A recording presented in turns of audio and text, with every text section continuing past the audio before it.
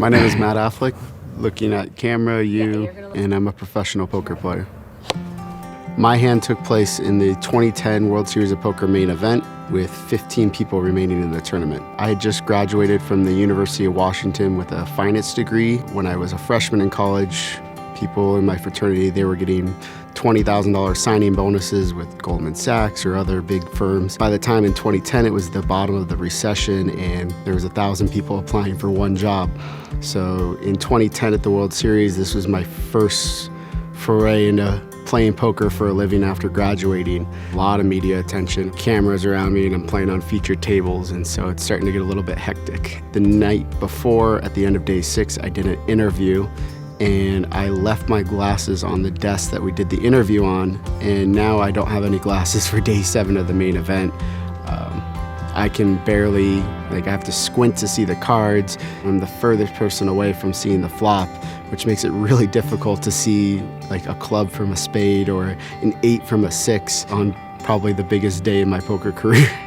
Back over to the 8 players at table 2 now. Jonathan Duhamel looks down at pocket jacks, and he is going to raise it. $575,000 now to Matt Affleck. So this point on day 7 of the tournament, I'm in an excellent position to make the November 9. Not only am I in second place in chips, I have position on the only person that has me covered in the tournament. The chip leader is on my direct right.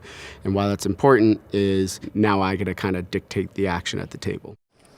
With pocket aces. Hello, pocket aces. You go, Matt. I almost giggled in my head a little. And you're kind of thinking, like, is this real that I'm getting so many big hands at the kind of biggest stage in my life right now? Getting aces from the button is way more valuable than getting aces first to act. And Matt on the button with a re-raise to $1,550,000. Now I'm really just hoping someone makes a big mistake against me at this point. And Dewey folds. So now back to Duhamel. With tricky pocket jacks. Raise. And he says re-raise himself to just over $3.9 million. And Affleck could 5-bet it here, even go all in. But first place in the tournament is $8 million. But $8 million is something that could set you up for the rest of your life. And Matt just with the call. Well, Affleck is out-chipped by Duhamel, and he'd like to get as many of those chips as possible.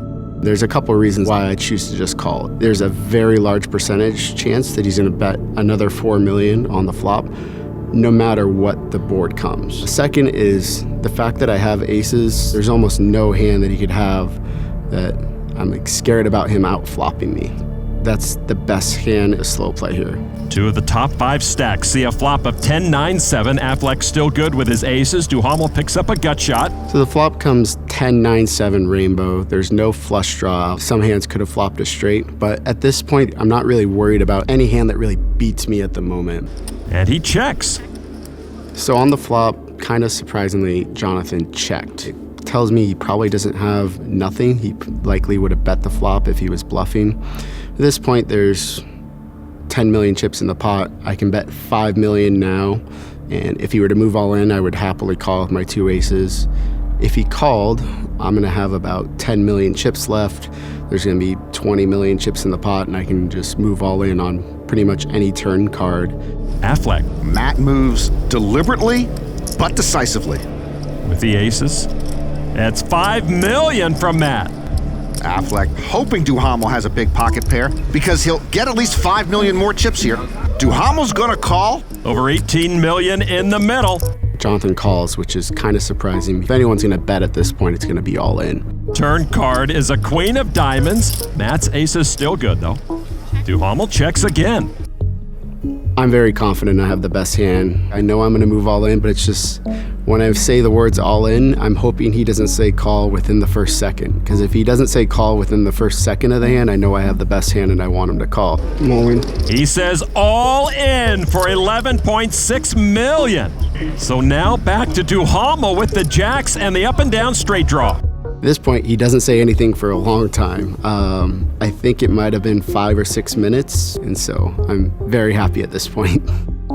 Time just kind of goes on forever. Duhamel thinking very seriously about this. Call. And makes the call.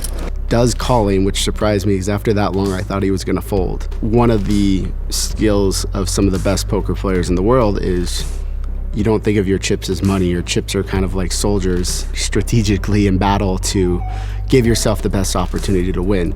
Because in reality, poker is just a game of decision making. But this hand was worth about $3.3 million in actual real dollar money.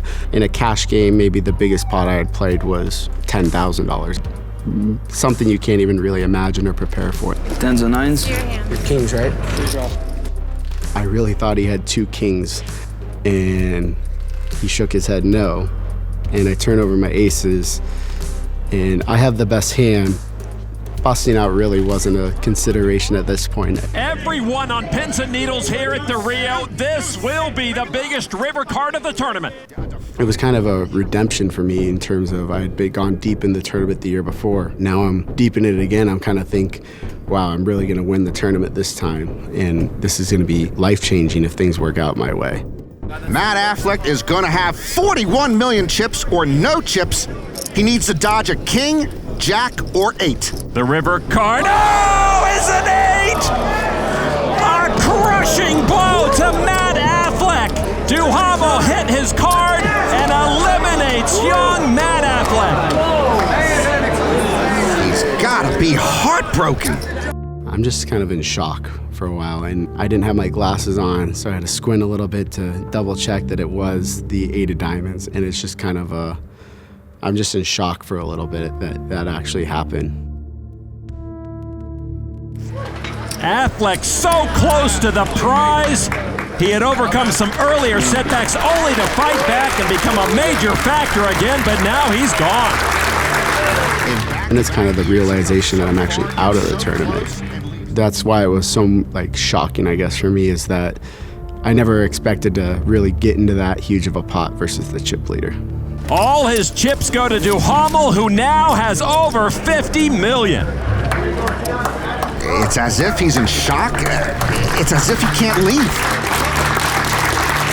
Matt Affleck will try once again to deal with the realization of a dream gone amiss, and gets a well-deserved round of applause from the crowd here in the Rio Poker Room as he finally makes his way to the exit. I don't even know that there's cameras following me at this point. A delayed, understandable outburst from Matt. It's called the water bottle throw now by my friends, and that was caught on camera on ESPN. And so there's a lot of emotion going on when there's that much money on the line. Matt Affleck knocked out in stunning fashion yet again. Did I blow the biggest opportunity in my life? And I'm thinking, did I misplay the hand at some point? And it's just a lot of emotion going through my head. He told us he wanted to win the main event more than anyone in the room. It's just an awful, heart-wrenching moment for him, and you never know if you'll ever get this close again. I just played a pot that was worth more money than I'll ever play a pot for again in my life, probably. And Matt has come back in the room to say his goodbyes. Now, what a gesture here from Matt Affleck. In the wake of that brutal bust-out, he felt he did not leave the stage in the proper manner, so he comes back and does the right thing. There's some players at the table that I've played a lot with over the years online, going back to the table and saying good luck to everyone, and it's kind of like closure in a way.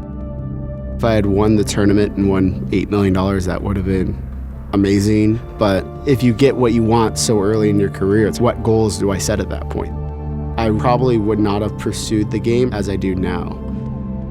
Here we are years later, and I'm still playing poker for a living, which at that point I don't even know if I still thought would be going on. I placed 15th place in the 2010 main event for $500,000. Maybe it wasn't the worst thing ever.